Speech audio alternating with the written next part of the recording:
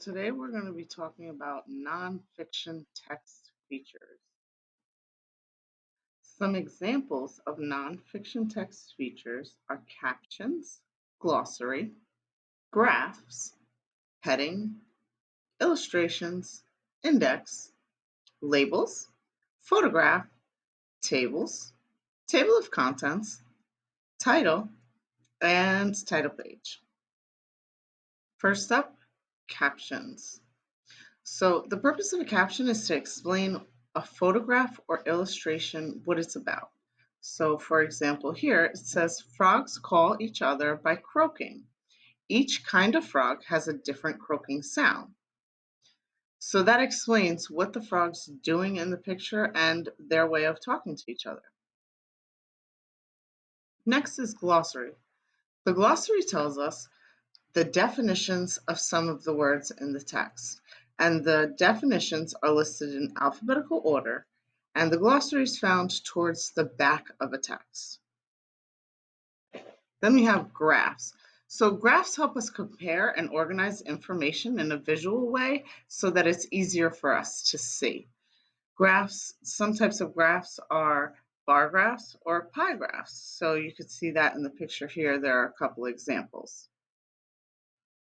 Then headings. So headings divide text into sections, and the headings tell us what the section is going to be about. So as you see over to the side, in green circled, why are dogs' noses wet? And in that paragraph below it, you'll find out why dogs' noses are wet. Then the next circle is like a grayish color, and that says, why do dogs turn around before lying down? And in that paragraph, you'll probably learn about why dogs turn around before they lay down. So illustrations. Illustrations show what something looks like, but it's drawn by an artist. So as you can see here in the picture, this is drawn. It's not an actual photograph or an actual porcupine. It's a drawing of a porcupine. The index. So the index is usually found towards the back, and it tells the reader what pages they can find certain topics on. And this is in alphabetical order so that the topics are easy to find. Label.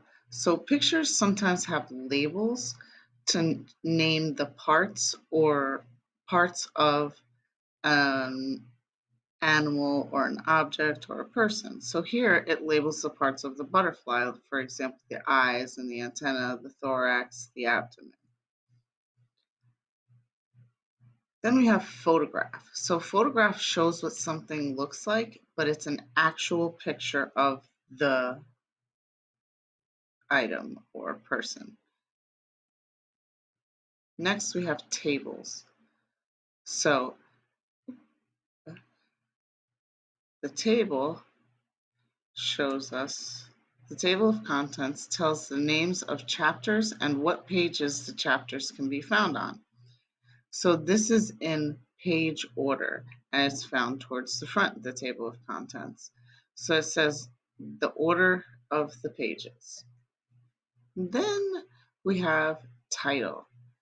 The purpose of the title is to identify the topic or tell the reader what the text is going to be about. So here the title is pandas. So you're going to be learning about pandas in this text. And finally, the title page. So the title page is used to tell who the author is, the illustrator, the publisher, as well as the title of the book. As you can see here, Cynthia Rylant is the author. The title of the book is The Journey, Stories of Migration, and it's illustrated by Lambert Davis.